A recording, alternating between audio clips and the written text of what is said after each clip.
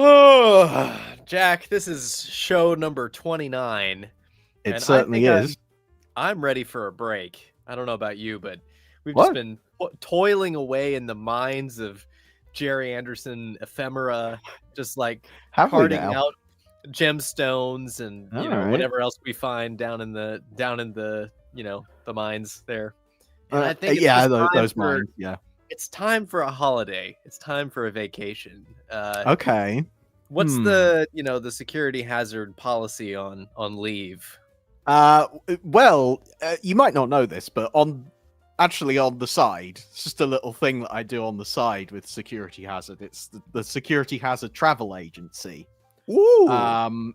So, and as you're one of the family, so we can get you a good rate on. Thank you. That means a lot to me. Well, the thing is, though, it's only Gerry Anderson themed vacations. Oh, that's great. I'll take Tracy Island. Yeah. What have you got on offer? I'm not sure that's going to be in your price range, to be honest with you. I've got a couple of options for you here. Let me just take a look.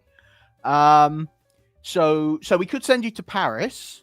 Ooh, Paris. How do you feel about Paris? Paris is pretty good. What's the booking options? Is there? Well, I've got an itinerary here. We do it through it's done through a third party, and that there's additional fees and stuff. There's certain bits of that we have to take into account, and it says here one of the things that's part of this sort of package deal is that at some point 2 uniformed men will come up to you in a cafe and take you away in their car, and you will be fired upon by attacking aircraft. Well, that sounds great, except for what? Well, did you say aircraft attacking? Whisking away like gems from the Louvre? A little bit like that, yeah. You'll be just in the middle of the French countryside getting attacked by aircraft, apparently. But will I be able to bring my perfume with me? Well, yes. All right. Well, that might be another option. So that's one option. Now I can do you a tropical island, actually. Ooh, that's exactly. I can do you a tropical island. It's not Tracy Island. It's a little bit lower budget. There are fewer facilities there. Okay. However, I mean, well, you might like this, you might not. I'm not. All right. I don't want to speak. I'm prepared to rough it. So go ahead and Okay. Well, the local population, are an interesting bunch. Okay. They're a bunch of pirates, actually. And well, that's not all. There's an active volcano on the island as well, actually. An active volcano? Yeah, adds a bit of color. Just forget the whole thing. I think maybe I should stick around and do the episode of the Security Hazard show. Well, here we go. Let's get into it then. Ben, you are not going anywhere because it's time for the Security Hazard show.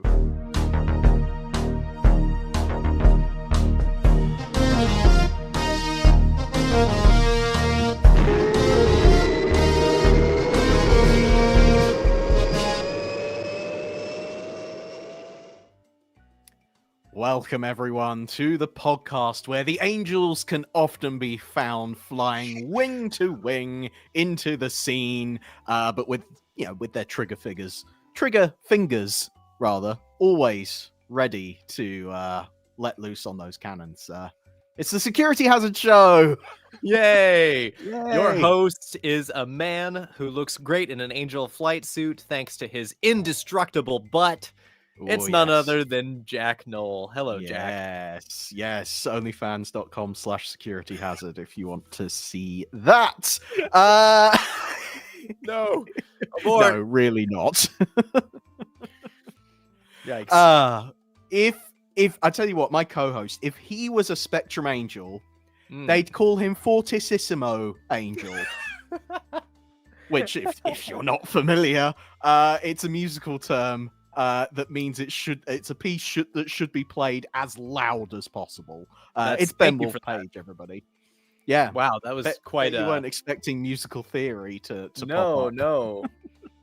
Yeah, I was not prepared for the diminuendos and the crescendos and so forth of the evening. But yeah, we've got something cooked up today. Something well, if it was a dessert item, you might say it was angel food cake.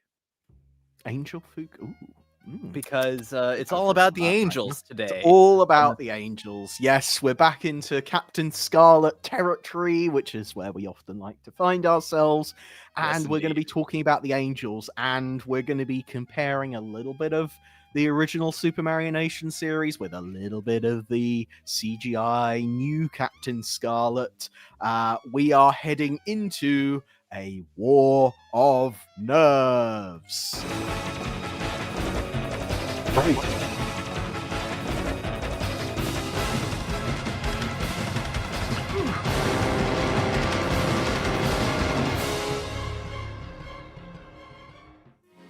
All right, Ben. So today we're talking about 2 episodes that share some similar themes in that they're all kind of revolve around the Spectrum Angels. We are talking about the original series episode Seek and Destroy and the new Captain Scarlet episode Fallen Angels. And I think we should probably give the viewers and listeners a little peek behind the scenes as to why we chose this particular topic. So a couple of weeks ago, we were actually going to do this episode a couple of weeks ago in tandem with the 20th anniversary of the first broadcast of Fallen Angels. However, Chris Thompson came along. In the way that Chris Thompson so often does, he disrupted our lives in the best possible way. Yes. And took us on a tangent about tokusatsu. I highly recommend you go and listen to that episode because it's one of the most fun we've done. But that meant that this episode got delayed until today, which I think that could work out for the best. I think we're going to have a fun discussion today, Jack. Yeah, we still wanted to do it. So, as we often do with War of Nerves, Ben and I have kind of picked sides. We've chosen what we want to discuss, what we want to argue for. But it's all, friendly banter, of course. I'm sure that we're not going to come to blows over this. Thinks. Oh no, are you going to unleash something terrible against me? I leave that to the Mysterons. Yes. So Ben, you're fighting the fight for Seek and Destroy for the original Captain Scarlet series. I will be on the side of Fallen Angels. So we should probably start, I think, with the original series and talk about Seek and Destroy a little bit. So for those who don't know, what goes on in Seek and Destroy? Lost my words for a second. Depending on what episode order you look at, Seek and Destroy is about episode 9. It's directed by Alan Perry, who was one of the newer directors in the Captain Scarlet era. He'd been working with the Andersons since around Supercar, starting as a clapper loader, worked his way all the way up to being a director. So worked his way out of the camera department into the directing department. It's written by a team of writers. I hope I'm going to say the name right. Peter Curran and David Williams. They are mostly known for their work, their partnership on Captain Scarlet. They wrote 4 episodes together, including White as Snow, Point 783, which is the Unitron episode of Captain Scarlet. If you, like me, get all the episodes with numbers in the titles confused, you have that particular brand of ADHD dyslexia that I have. That's a problem. Yes, I know what you mean. It's the tank one. It's the one with a big tank. The one with a big tank, and is basically remade subsequently in Joe 90 and the Secret Service, where there's similar giant mega ultimate tank goes out of control. They also wrote Noose of Ice and the which is, I think, partially edited by Tony Barwick, and then also the launching. So Yeah. quite a few strong alumni in charge of this episode. It's one of the final appearances of Paul Maxwell. Very familiar voice, who was Steve Zodiac in Fireball XL5 and was in Thunderbirds Are Go, and then later appeared in a guest shot in UFO with his actual face, not just his voice. Yeah. So it's on paper a pretty strong episode of the show. Yeah, although I'm noticing you're missing a certain element out there, which is the plot. Tell us about the plot, Ben. Sorry, I just went off. I got so excited. If you can find it, if you can find the plot, that is. Well, basically, we get a nice sneak peek into at the beginning of the story, a sneak peek into how the Spectrum organization gets its aircraft delivered, which is kind of an interesting bit of backstory. A transporter truck is delivering a shipment of aircraft parts, nearly completed aircraft, it seems. Yes. And he's just delivering them to an abandoned warehouse in the middle of nowhere. Right. Exactly. He's very curious about it, and his curiosity is cut short by someone who we know as Captain Black. Captain Black sets fire to the warehouse, kills the truck driver as he's delivering his shipment of Angel aircraft, and destroys everything. And meanwhile, the Mysterons are making a threat to destroy the Angels, or a Angel, to kill a Angel. One. They don't specify which one or anything like that. Yeah. Colonel White is concerned that it would be Destiny Angel because she's currently on leave in Paris, where I just narrowly avoided taking leave myself. Yes. So Captain Scarlet and Captain Blue are dispatched to Paris to retrieve Destiny. Meanwhile, the Angel interceptors have been reconstructed by the Mysterons, which I thought they were sort of incomplete, but apparently they're not, because they... I think what's specified is that they've just had their engines installed. Right, okay. At it's called, I think, the Fairfield Engine Company. Sounds right. It's their whole thing. They fitted the engines of the jets, and now they just need to be... I think he says they just need to be tested and painted, and then they'll be done. I don't know anything about aircraft manufacture, but I'm surprised that the engine is the last thing to be fitted. Yeah, I could see in an aircraft maybe where, like a traditional passenger plane, the aircraft engines aren't always so built in. They're sort of attached to the wings.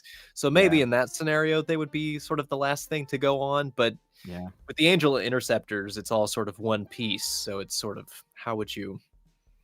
But yeah, the Mysteron aircraft are quite distinctive looking because they're not painted. They're black. They're sort of like raw metal. And that's... sort of a distinctive, memorable aspect of this episode is the way the Mysteron versions of the aircraft look. Yeah. They retrieve Destiny. Captain Scarlet and Captain Blue find her in Paris. They whisk her away in a Spectrum saloon car, or would you say Spectrum patrol car? Either way. Well, depends on your persuasion. For me, it's probably always been saloon car, but I think it depends on who you are. Yes. So yes, they take Destiny off. She didn't have her cell phone or pager or anything, so she couldn't be reached. I love in particular the way that they track her down. They go to her hotel and find a matchbook that is the exact cafe that she happens to be at this particular time. I also, whenever I go anywhere, I leave a matchbook for the place that I'm going to go to next. So that in case anything happens to me, and anyone searching my hotel room can figure out where I went. So that works. They get Destiny. and they're on their way to the airport in the Spectrum patrol car, and they are ambushed by the Mysteron craft, No which they way. at first mistake for the Angels coming to protect them and provide some reinforcements. Yeah. But no, the Angels attack, or the faux Angels attack, but the other Angels, the real Angels, have already been dispatched, and basically the rest of the episode is an elaborate dogfight special effects sequence. Yep. Derek Meddings and his team, which I guess would have been headed by Mike Trim at this point, certainly in the design end of things, would have been very Mike Trim driven. Gosh, I don't know exactly who would have been. Let me see if I can find it in my notes. But yes, it's a really excellent sequence. The most memorable part of this episode. It takes up a solid Sean chunk of Whitaker screen Cook time. would have been the visual effects director on this particular episode.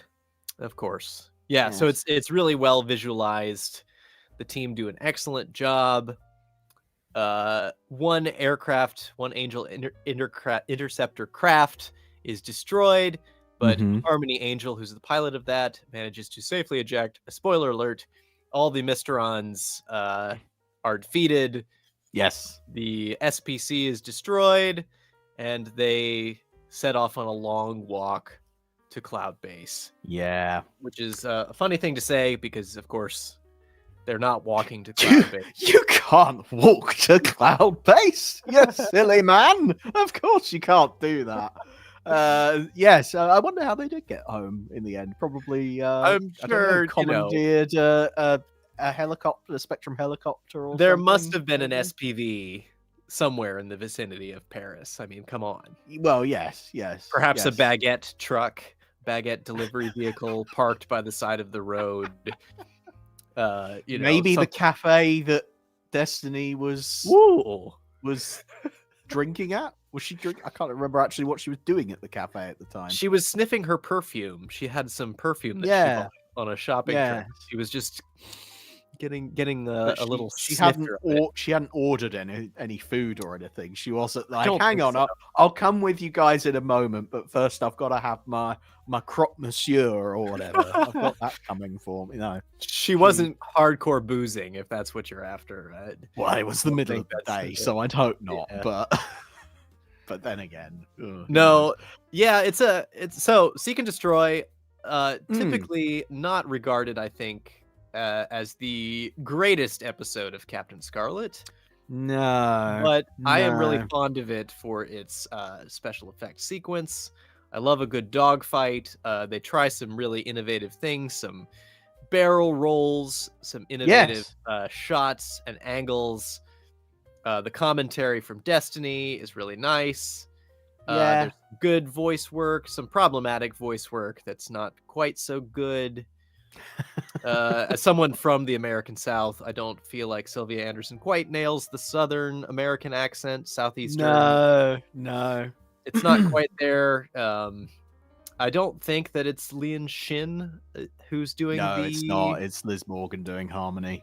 Yeah, Liz Morgan. It's not quite up to snuff. But it's a really nice episode for Destiny. You get a little bit of her perspective. It's a really nice episode for backstory as far as how the Spectrum organization is put together. Yeah. That's the stage for some other episodes with like the Ben Sheba oil refinery, explaining how that all is done, how the special fuel is made for Spectrum vehicles. So I think, as a kid, particularly with the Black Angel craft, it's a really fun, it's a clever way to reuse the set, because that's always a concern, building a new set every week. It's really expensive. It's a little bit cheap and cheerful, this one, So it's cheap and cheerful, but not in a way that I find distracting. Yeah.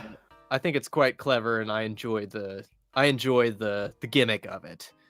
So it's an enjoyable episode. Maybe not the greatest of the original series, but I have to say I do prefer it in the end to Fallen Angels. Oh my.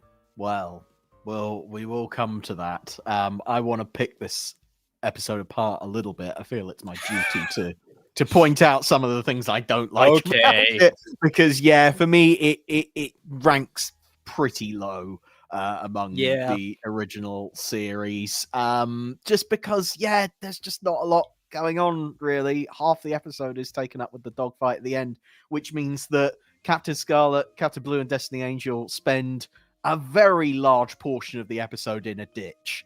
That's true. Rewatching it this time, when they get in the ditch, I was kind of like, oh yeah, that's them for the rest of the episode. They're not doing anything else. That is just where they are now. So that's a bit of a problem. But even before that, I mean, the whole thing of getting Scarlet and Blue to Paris, just because they try to phone up Destiny's hotel, but they can't get any answer. So therefore, the next thing they do is like, right, well, we'll send Scarlet and Blue, our top agents. Your 2 top agents, at a time of crisis where you've got 5 lives in total that are potentially at risk. You're going to send your 2 top agents out to Paris to go and pick up one person who is perfectly capable of getting herself home from Paris, if only they could contact her. If only she could be bothered to stay near a telephone. Right. Yeah, there's a nice concession to that concept where Lieutenant Green kind of objects so Colonel White sends out all the angels to go and basically go have this dogfight. And Lieutenant Green says, "Sir, they're under threat too." And he's like, "I know, I have to do this. I have to send them into battle." But it's nice. It's a nice moment that Lieutenant Green is concerned about the rest of them. He kind of, it's sort of a nod to what you just said, which is there's all these other angels, not just Destiny. Destiny's not not the only one in danger here. Yeah. So it's an interesting for an angel heavy episode, no Symphony Angel whatsoever. True. And I think even at that point in the series, you were starting to see a shift maybe away from focusing on Destiny towards Symphony. It's kind of interesting that Symphony doesn't feature in this at all. So I suppose it was just an opportunity to showcase some different angel characters. Like, as you say, Melody gets a lot more screen time in this, which I like. I think it's a shame that you don't see more of her. Excuse my dogs barking away in the background. I don't know what's going on there. Maybe they found some Mysteronized angel interceptors flying overhead. They hear the fireworks that are going on here in the UK. I don't know if you can hear some fireworks here because it's Guy Fawkes. Of course. So they're strange. They're freaking out because of something happening a continent. They're freaking out on your behalf, of course. It's good that Melody gets a bit more of a focus. Shame we didn't see more of her. It's pretty much this episode and then a few other appearances and then not much else. Do you have a favorite angel, Jack, in the original series of Captain Scarlet? I mean, I think in the original series it probably does have to be Symphony, just because she's given by far the most characterization. I think even Destiny starts to become a little bit sort of one note, really. It's true. Whereas Symphony gets a little bit more going on, but only probably because of that connection with Captain Blue. So we're back to my ADHD. I sort of have difficulty telling them apart. Symphony and Destiny, both blonde, both this style of puppet where they're a little bit less distinctive because they're I can see that. That makes a bit of sense. I do sometimes get them mixed up, but Destiny being the French one, that's a good clue. Yeah, I mean, the outrageous French accent is kind of the giveaway, and oh boy, does Liz Morgan play it up for all it's She really leans into it. One of the few opportunities where she gets to do that. We really don't spend that much time with Destiny, so it's, I suppose, nice that we get a little bit more of that. A little bit of off-duty time is good fun and everything, although as we've said, she seems to spend her time sniffing perfume outside a French cafe, and it's very strange. It's a very strange way to spend your time. I can appreciate that she enjoys shopping, but they don't convey that she's shopping. They convey her sort of like behaving strangely by herself. Well, for an episode set in Paris, you don't see anything particularly Parisian apart from the cafe, really. No, and it would have been nice. Compare it to something like that beautiful establishing shot of Paris and the cafe that's in The Perils of Penelope in Right. Thunderbirds. Feel like that really established like Paris late at night, the beauty and the romance of it all. Even though that's there. just a cafe too. Like that's just I know, but you've got a little bit of the Eiffel Tower in the background and things like that. Like right, they really go for the gusto in terms of how they sell it, how it's presented, the camera moves, the lighting. It's really whereas Seek and Destroy, it's broad daylight. I feel like it's sort of the least romantic portrayal of Paris that I've ever seen. Even the shot of like Destiny's hotel is just it's just a block of flats. It's the least romantic building I've ever seen. So yeah, that all feels a bit odd. So it's kind of like, well, you're in Paris, but it doesn't really feel that distinctive from any of the other locations that we see in Captain Scarlet. And of course, for the latter half of the episode, we're just out in the countryside, as we so often find ourselves in Captain Scarlet, in the middle of barren countryside where there's nobody else about, nobody else driving around. There's a particular moment. It's when the last Mysteronized Angel aircraft crashes. It just crashes into someone's house and blows up, and nobody's that bothered by it at all. Nah. It's just an outbuilding. It's a spare cottage. There is somebody's winter place, but they're not there right now. Exactly. They're the whole place is totally abandoned and barren. There's no life anywhere.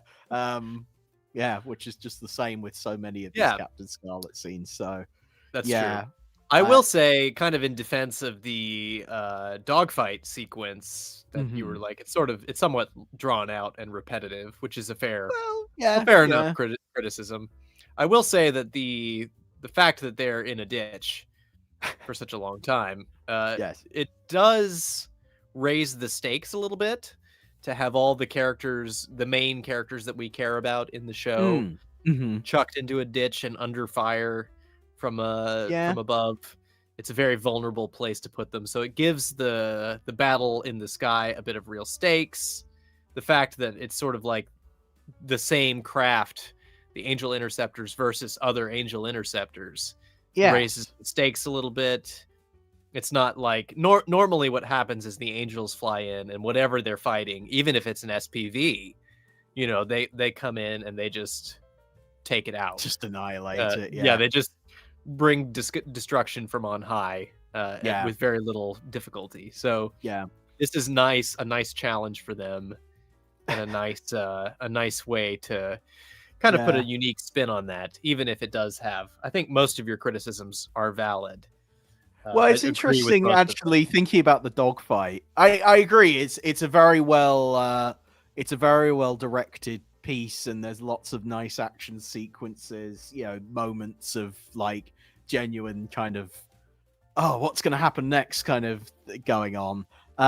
What I would have liked to see more, and I suppose it's more of a flaw with the Angel aircraft design, is like you don't have any like machine gun cannons going off or anything like that. No stuff. It's just fire a missile and they'll hit it. But it means that most of the dogfight, they're just kind of chasing each other around. They're not actually attacking one another.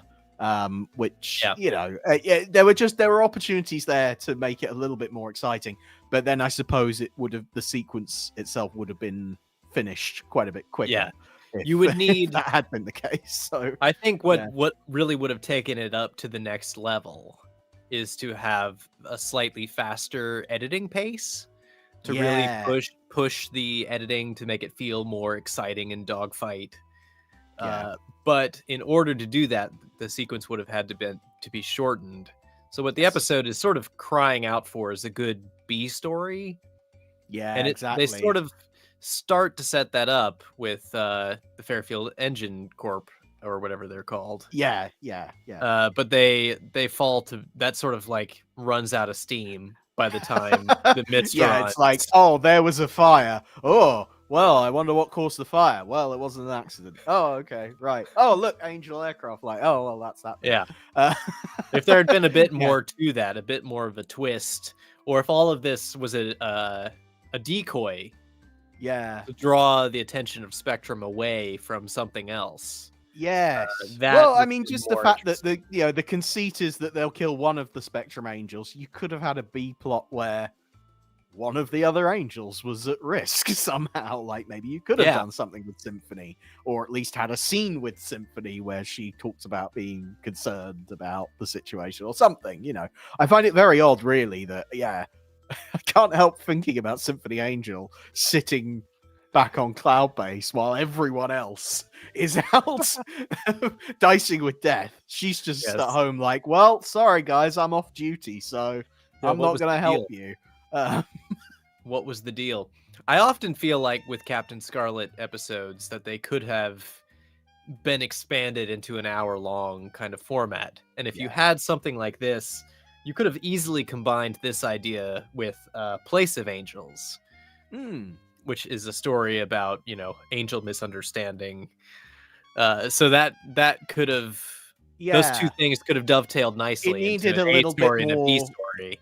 It needed a little bit more mystery at the setup. The problem is that sort of Colonel White figures it out straight away. He's like, as soon as he hears, oh, well, one of the angels is at threat. Well, it's obviously Destiny because she's the only one who's not here right now. Yeah, and I think they meant it. I think they meant it to play out like, oh, the setup of Destiny is just a trap to draw out the rest of the angels into a dogfight that they will then lose because they're up against angel interceptors. But it doesn't quite, there's not quite enough there to sell that idea. It just doesn't feel like enough of a trap. It's not convincing as that.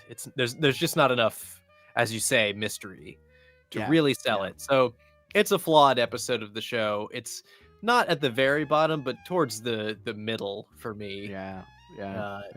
Just because I like a lot of the elements of it, the miniatures and the nice action.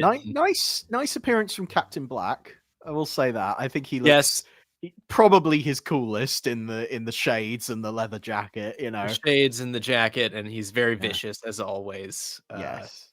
I quite like that. There's a lot of stuff to like. There's some. What do you think about the transporter vehicle at the beginning? I am fond of all those sort of bonkers. I mean, it doesn't make any sense, does it? You would never in a million years design something like this. It's totally ridiculous.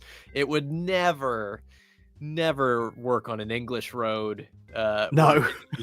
Anywhere like an English country road, this would be like should be completely off the road on both sides. Exactly. But it's cool looking. It's bright yellow, which is good fun. I love the sort of like it's very much in the tradition of like the Thunderbirds type vehicles where it's like it's large, it's cumbersome, and it's beautiful. It's just spectacular fantasy. Yeah. Well, and of course, there's lots of great explosions in this episode. Lots of stuff blowing up. I have a couple of bits of trivia for you from my episode guide. Please. Firstly, that the transporter vehicle picking up a crate was apparently described in the original script as like Thunderbird 2 picking up a pod. So, oh wow, that, which I don't think they quite capture in the end, but they sort of have a go, I suppose. Sure. Yeah. And then the other part was there was actually a deleted scene from the end of the episode where Destiny would have picked up her bottle of perfume from the wreckage of the Spectrum saloon car and found that it was miraculously unbroken. I love that idea. I wish. I mean, it wouldn't have actually added much to it, so I can sort of understand why they get. I mean, I suppose it's funny, really. You would think that. I'm surprised that there are any deleted scenes from this episode, since being clearly sort of, they're padding the thing out. It's very light, so it is surprising that they left that out, especially since it ends on a bit of a dud note. It does. Them talking about going for a long walk. It's like, well, that's okay, but it's not quite as schnazzy of an end as it lacks the pizzazz of Destiny's perfume surviving miraculously. I think that would a better ending. Yeah. But there you go. Well, yeah, that's Seek and Destroy. It's well, that's Seek and Destroy. Thank you very much for joining us on the Security Hazard Show. No. Be sure to support us on Patreon. You've forgotten the format. You've forgotten the format. This is a war of nerves, Ben. We have to do 2 episodes. Sorry. Did you want to talk about your vastly inferior computer-generated show? Well, I do want to talk a bit about new Captain Scarlet and the episode Fallen Angels, which as we mentioned, we were supposed to be celebrating the 20th anniversary of this episode's broadcast, which was on the 22nd of October 2005, premiering, of course, at the awkward time of 10:59 a.m. As part of the Ministry of Mayhem slot, which I was there. I was there for it. I was watching. I remember it. I remember it going out. I remember feeling quite warmly towards it as an episode. It was broadcast as part of the sort of, in inverted commas, second series of New Captain Scarlet, part of the second batch of episodes that they broadcast. Written by Phil Ford, who, of course, contributed so much to New Captain Scarlet. He wrote, sort of the Tony Barwick of the new show. I think so, very much so. Yeah, he sets a lot of the tone for it, and then directed by David Lane, as in the David Lane of the Supermarionation era, coming back to work with Gerry Anderson on New Captain Scarlet, which I think is just terrific. Something like 40 years after joining the company. Exactly. Yeah. In the 60s, that version of Gerry's companies. Wow. Yeah. Amazing. Lovely stuff. Yeah. Essentially the story goes that Colonel White, Captain Blue, and Captain Ochre are being escorted in a swift passenger jet by a squadron of Falcon interceptors, not Angel interceptor aircraft, but Falcons, and they're on their way to the World Summit, where they're going to talk about lots of important world summity things. And on the way, their little escort gets attacked by some Mysteronized vampire fighter jets. And we've seen the vampire jets in previous episodes of New Captain Scarlet. They are quite formidable opponents to the Falcon interceptors. And a dogfight ensues, of course. Which I have to say is quite a bit faster paced than what we get in Seek and Destroy.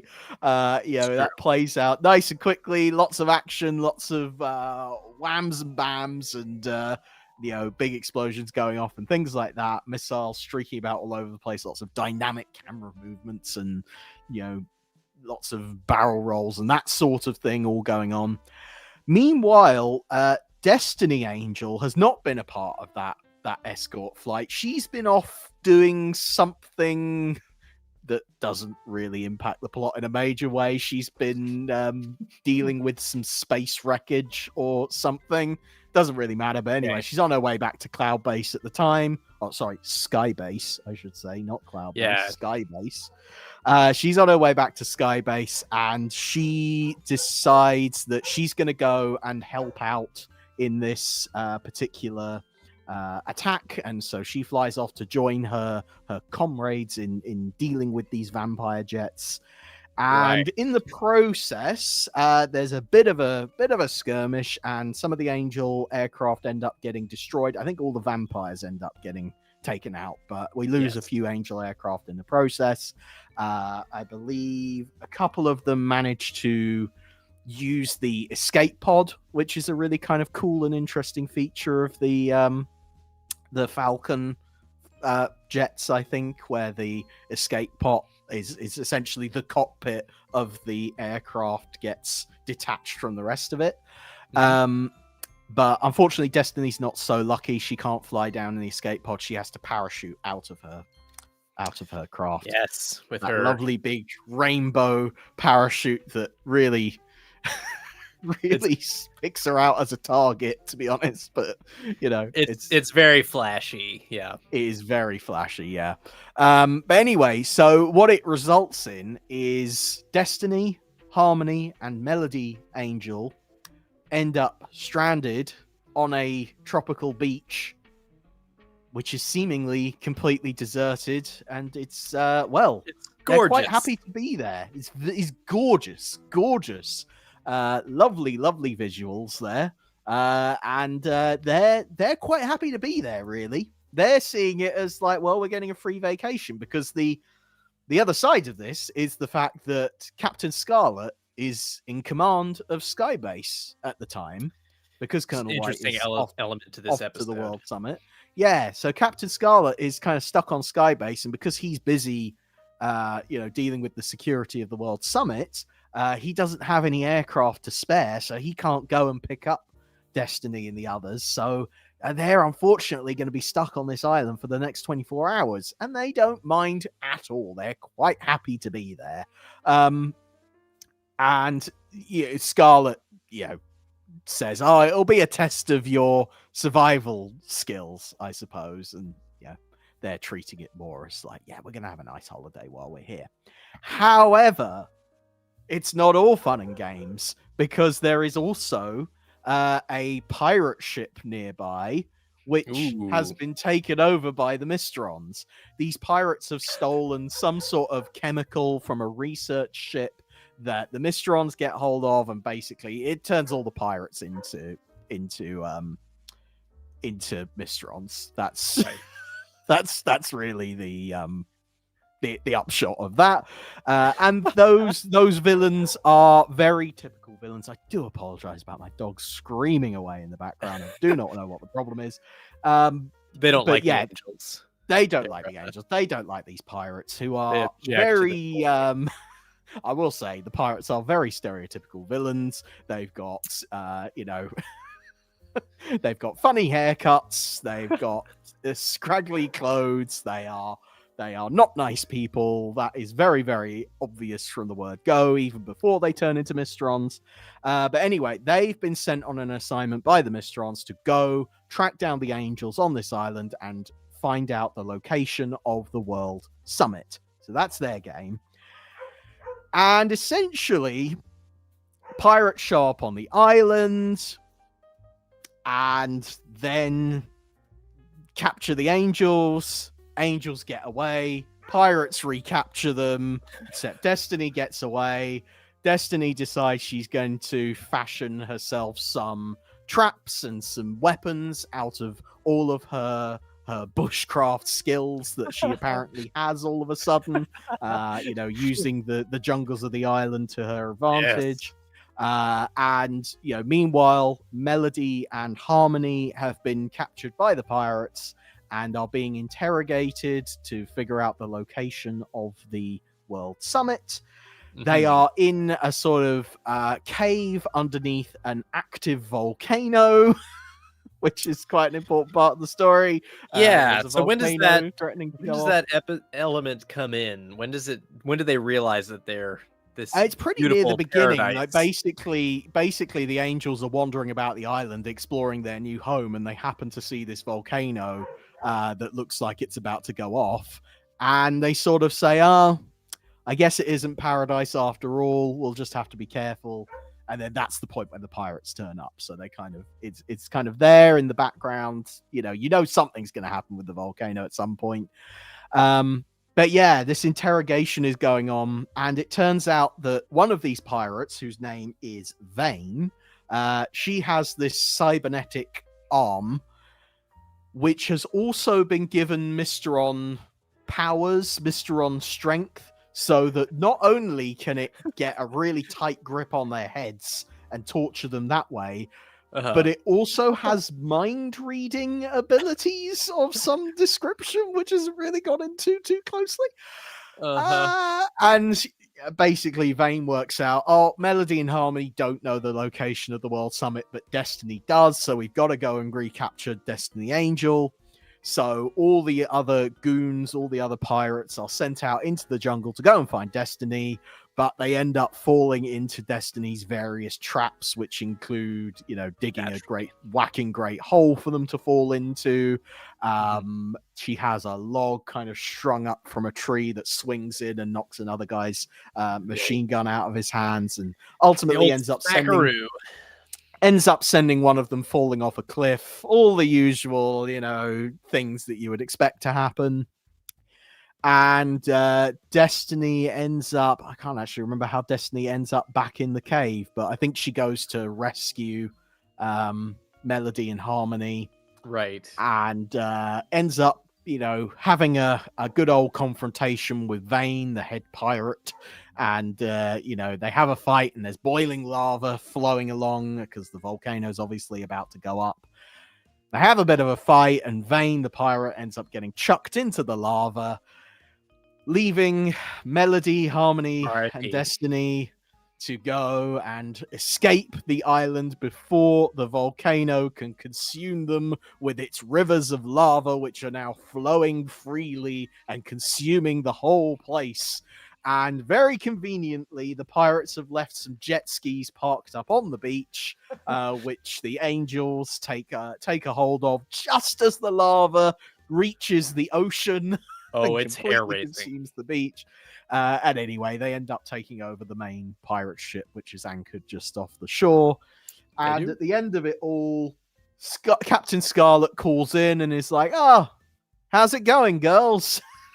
How's your Are you having evening? A nice time? Are you having a nice time?" And Destiny plays it off very coyly, of course. Scarlet is none the wiser to all the weird and wonderful antics that have been going on the island.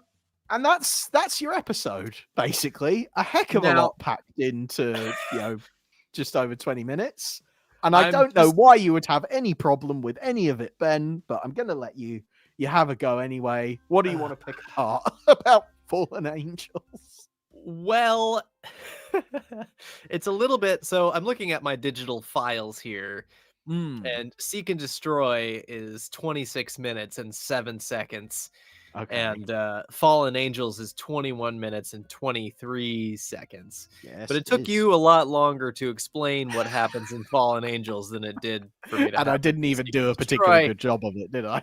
Part of that is, of course, the flaw in Seek and Destroy, and that we just talked about. It's overly simplistic.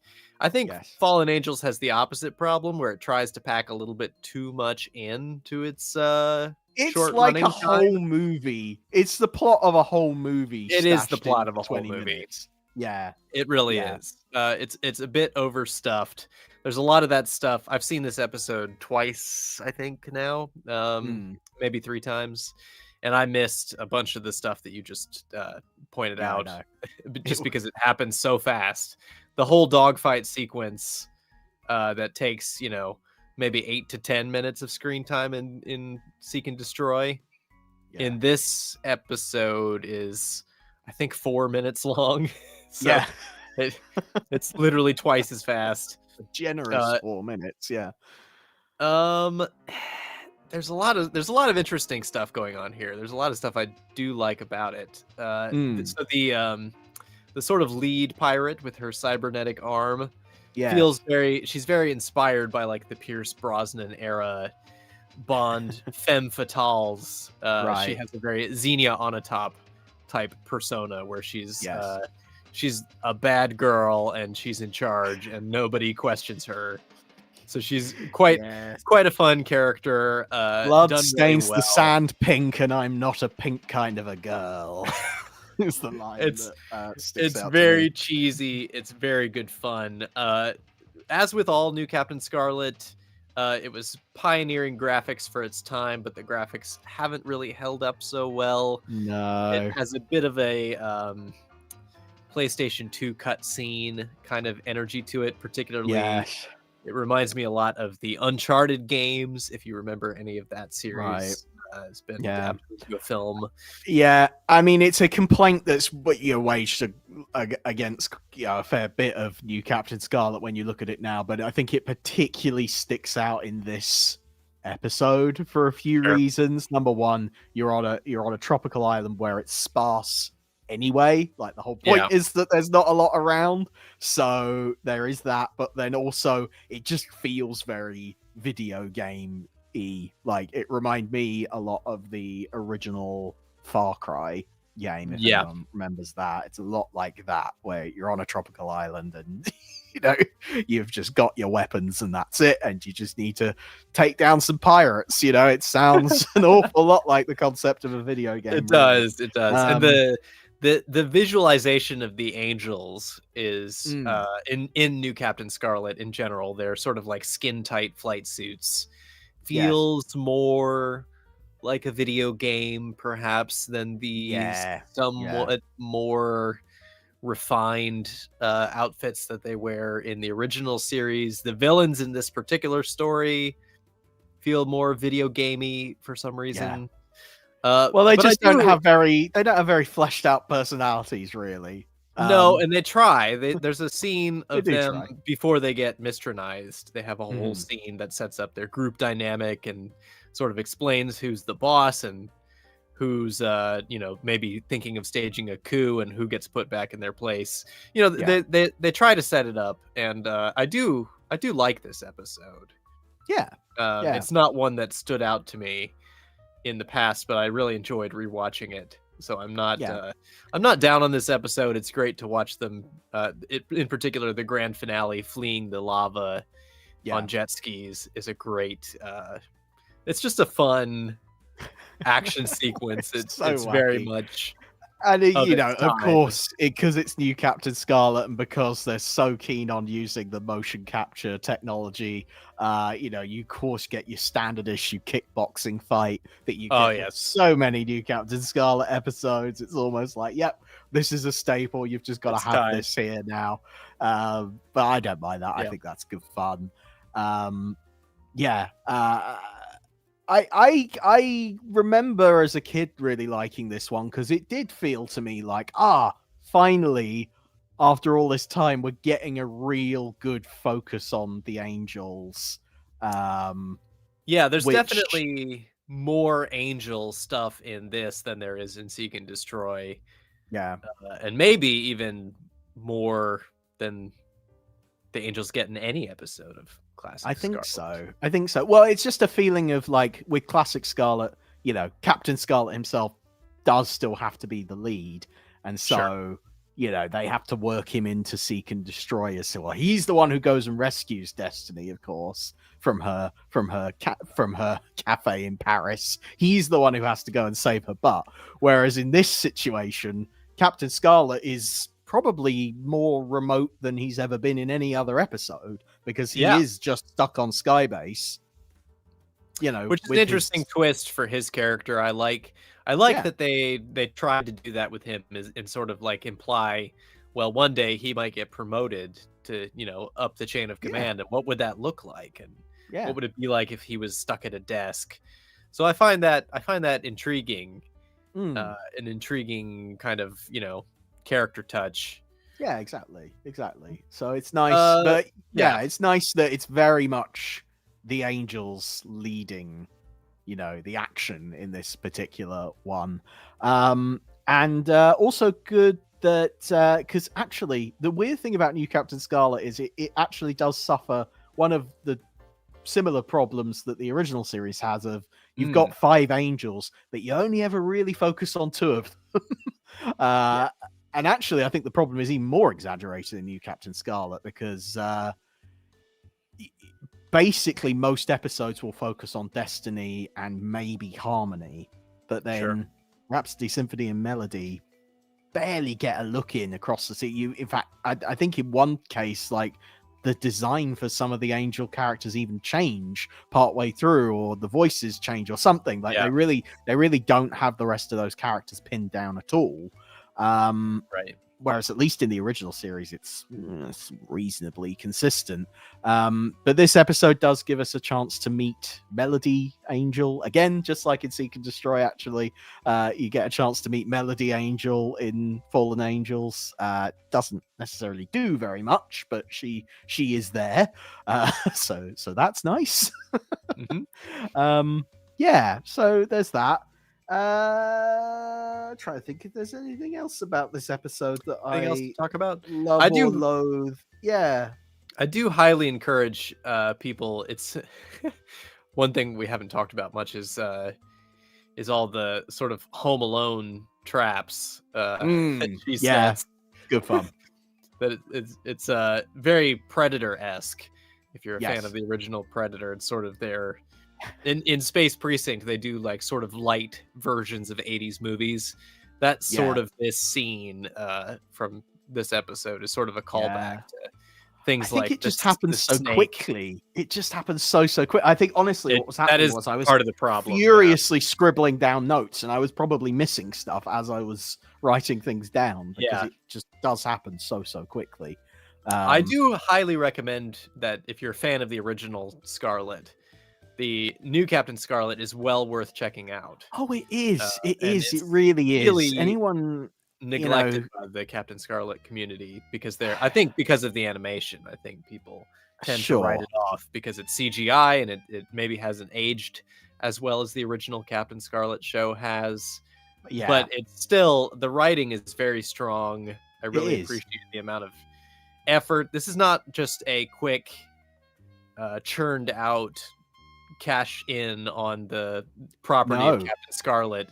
They've really gone to a great deal of detail. And that's it. They really have. I can imagine that Phil Ford and other members of the production team probably did look at Seek and Destroy and go, well, how can we take that core idea of putting the angels at the center of the story? How can we evolve that?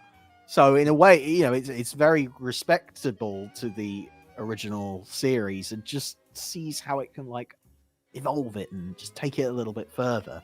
And it's up to you to decide whether they take it a bit too far in this case. Because but it is, it's a movie squeezed down into 20 minutes. It is, and I appreciate the ambition of it, even if it's not. It's definitely, we talked about Seek and Destroy being sort of like bottom of the middle for original. This one is sort of like it's a little lower down in the rankings of New Captain Scarlet for me. I don't know. I would probably need to reassess the whole series. It's been a little while since I've watched the whole thing. I think I need an excuse to go and watch the whole lot. But it's time. Yeah, it's I remember it. I remember from first broadcast. I remember seeing it 20 years ago and being impressed by it. So it maybe is up there a little bit more for me. It's not into sort of the upper echelons. I don't know if it's necessarily a classic, but for me, I think it's up there because it is just so distinctive. The setting is so in your face with the tropical island and the volcano and everything. I mean, how could you can't forget it. That's for sure. And then the focus on the angel characters I think is really nice as well. Ben, let me ask you this: which do you prefer in terms of a design, the Angel Interceptor aircraft or the Falcon? Ooh, that's tough because they're sort of similar, aren't they?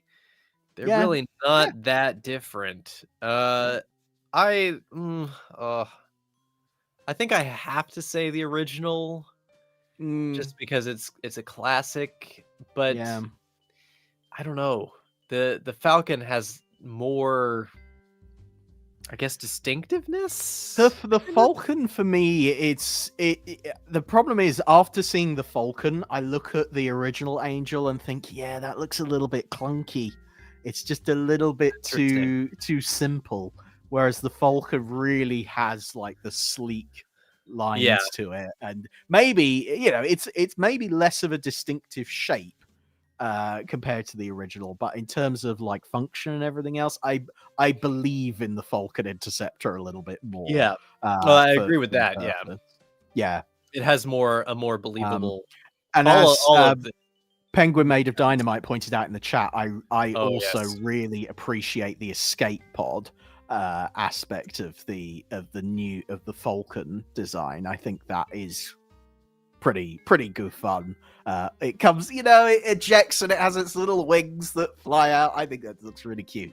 And then any moment where that thing like crashes down either onto the beach, or I love the sequence in, I think it's in Swarm or Instrument of Destroy. It's one of the early episodes when the escape pod crashes down onto Skybase, onto the runway. It's just epic sequence. So yeah. So I really like that aspect of it. So yeah, I agree with you. The original is obviously iconic and just a classic design, but I love the way that they refined that design for the Falcon later on. So yeah, there you go. Nice. Yeah, well, I think as far as these 2 episodes are concerned, I mean, if you had to pick one of them, I think you've already stated your case. I think I have. You'd go with Seek and Destroy? I would. Yeah. I just, I definitely prefer that it has a little bit more space to kind of fill out its running time rather than it being overstuffed with material the way that Fallen Angels is. So what about you? What are your thoughts? You still feel Fallen Angels is have I been persuaded? I think I might have appreciated Seek and Destroy a little bit more on this time around. Oh, okay. Part of my thing about Seek and Destroy, actually, and I'm sure this is the case for a lot of viewers and listeners, was the fact that it was included as part of the Captain Scarlet versus the Mysterons Super Space Theater compilation movie, which we so often find ourselves talking about. Yes. And in that film, it really gets cut down. Like, they basically take all the plot out, and it is just the dogfight sequence is kind of wedged in there.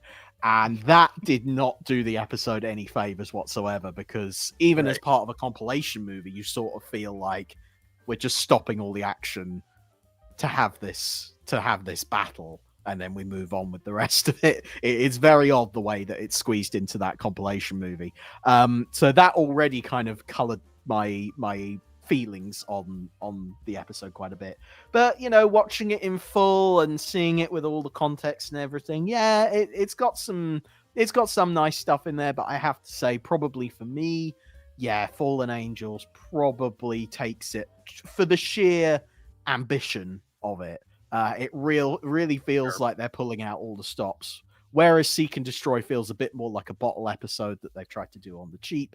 Fallen Angels are a little bit more, no, we're going to give the Angels a big, spectacular story all of their own. Here it is. Warts and all, PlayStation 2 graphics and all, video game aesthetic, everything about it. I love it. It's very charming, and I have a lot of nostalgia for it as well. It's well worth a watch for those of you who've never given it a try. New Captain Scarlet is calling. Yes, it absolutely is. Right. Shall we hear from some of our viewers and listeners? Because of course we put the question to them on social media about, which they prefer between Seek and Destroy and Fallen Angels, and we had some mixed responses, but I think, Ben, you might be happy with the outcome. So first and foremost, I had a message from friend of the show, Andrew Clements, who says, I have the same issue with both episodes. They would have made great B plots for other episodes. Seek and Destroy is a glorified 25-minute effect sequence, so it's probably the weaker of the two. I applaud Fallen Angels for giving us something unusual for New Captain Scarlet, making the Angels the main characters, actually giving Melody a smidge of character beyond being a background artist.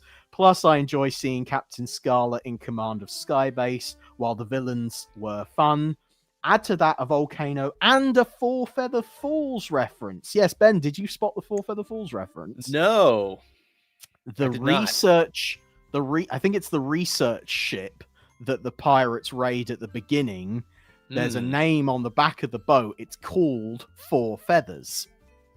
Oh, of course it is. Of course it is. There you go.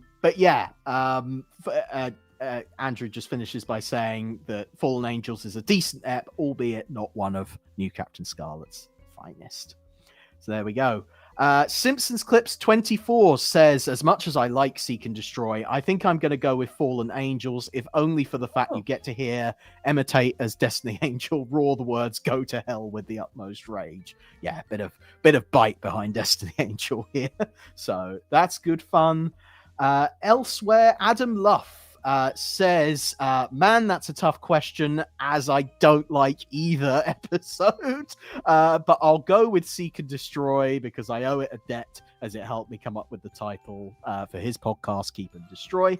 Yes. Fallen Angels has wasted opportunities and a lot of inconsistency, which spoils the episode for me. I think that goes back to what we were talking about of just trying to cram too much in. It all gets a little bit muddled along the way. Yeah, both episodes flawed, I think, is a consensus. Yes. Let's see, what else do we have here? Lots of comments on this episode. Thank you very much, everyone who gave their thoughts. Ian Dealey says both episodes are great, but for nostalgia, I would go for Seek and Destroy. Penguin Made of Dynamite says, I'm going to fangirl here for the old school and choose Seek and Destroy. Despite the limitations of the action, there's an explainable feeling of delight I get from seeing the Angels get the spotlight as a strong, unified team, even giving time to the lesser seen Angels to be part of the skirmish. Original Angels all the way for me. They're visually more individual, unlike the new show where it's just Destiny and her rather generic companions. Not to discredit Fallen Angels, it's a really decent episode. There we go. Nice. I appreciate everyone trying to give some balance there and be like, oh well, I do like this. As like really, really nice comments from everyone. Thank you so much. It is nice to see. Yeah, we had a couple more. Lisa Marie Clayton says Seek and Destroy, the original Captain Scarlet episode that I watched as a kid. Of course, yes, childhood nostalgia is going to be important there. Hard to Philip beat the Cully.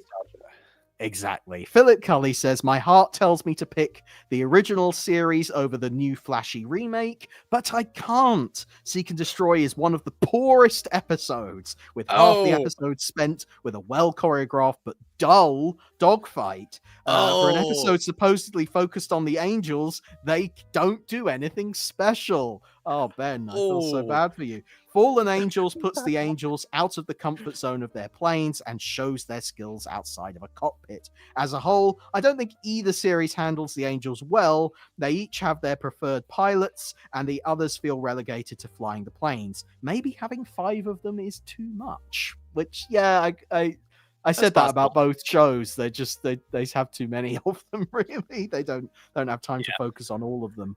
Well, there's too many Spectrum captains as well. So it's just too big of an ensemble to focus on. Exactly. It really is. Emily Woodthorpe says, Fallen Angels for sure. Who doesn't love a survival episode? Yes, exactly.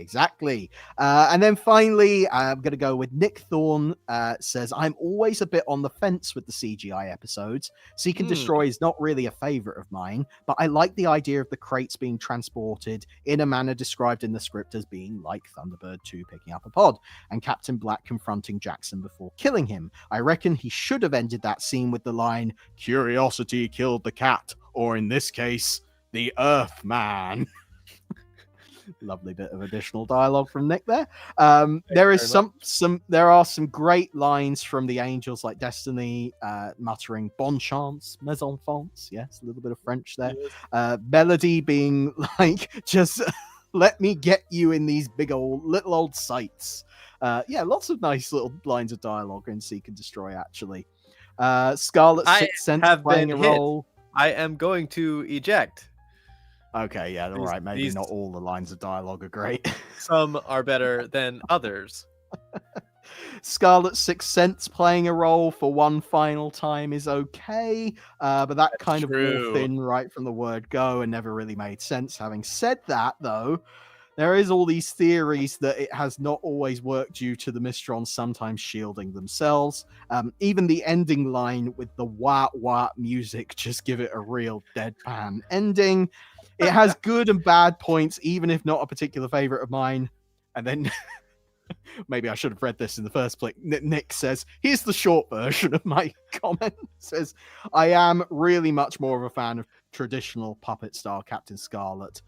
This will sound cliched, but the originals are always the best. Well, that's your opinion, Nick. I have to say, I think that New Captain Scarlet as a remake does a really good job at being a remake of the original. It's one of the finest remakes I think we've ever seen of anything. But you're fair enough. You're entitled to prefer the original, of course.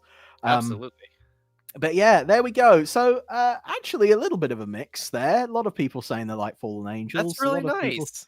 But it's yeah, really I think nice Seek and Destroy.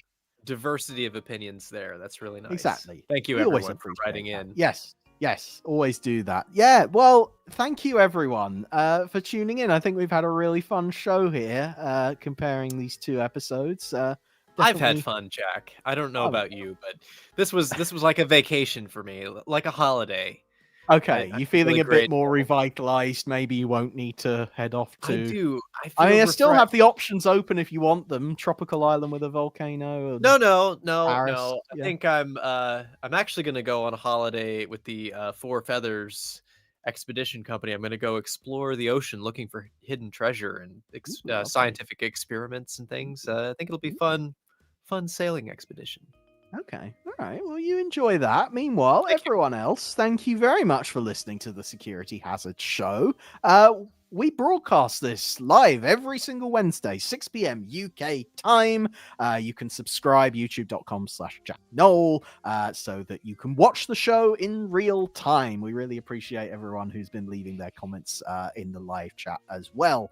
And of course, I've got a whole bunch of other Gerry Anderson related YouTube videos there as well. Actually, next week's Security Hazard Mini is also going to be about Angel interceptors. So very much a theme going on there.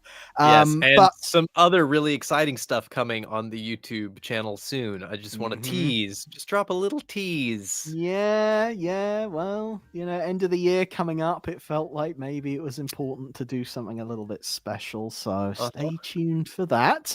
But of course, if you're listening to us on places like Spotify, Apple Podcasts, you can also leave us some ratings, leave us some reviews. We love to hear them, and it helps us out a lot as well. But then if people want to help us out more, maybe there's something else they can do. Maybe if you want to send Ben on holiday to a tropical island with an active volcano, maybe there's a way you can help to make that happen. Yes, and you can give me exactly what I deserve by going to patreon.com/securityhazard. That is our Patreon setup, a way that you can say thank you to us for doing this. If you've enjoyed the show, we would really appreciate a small contribution there. You can join as a member and give a small amount monthly to help us out, or you can just do it like a kind of one-off thing. It doesn't have to be a recurring payment if that intimidates you. There's all sorts of like little videos and podcasts and exclusive stuff that we do on there that you can't find anywhere else. And if you just want to tune in for if you just want to have a taster, if you just want to dip your toe in, you can just do that. You can just pick something and pay for that, and have that be it. But it's a better deal. The world to us. It's a better deal if you sign up monthly, and that helps us out a lot. It gives us, the continuing support, which really does mean a lot. So, but either way, it's very flexible. It's very easy. Yeah. So go check that out. Patreon. Yeah. Patreon.com/securityhazard. Security Hazard. Yay! Hey. Well, for everything else, head to securityhazard.net. That's where you can find blog posts, reviews, all the podcasts, video, everything. It's all on there. My social media. Head over to securityhazard.net. You'll find it all over there. What about you, Ben? Where can people find you? My YouTube channel, my Starfleet blog, what else? All my social media pages. You can find all of these things on my website, benwolf.page. That's a link tree, and it'll take you into the spider web of my creative. Oh yes, you're really genius. going for it. Yeah, it's really a labyrinth of enjoyment. Yes, benwolf.page. I expect to see a link to some holiday snaps on there as well. I think that would be lovely to see. Anyway,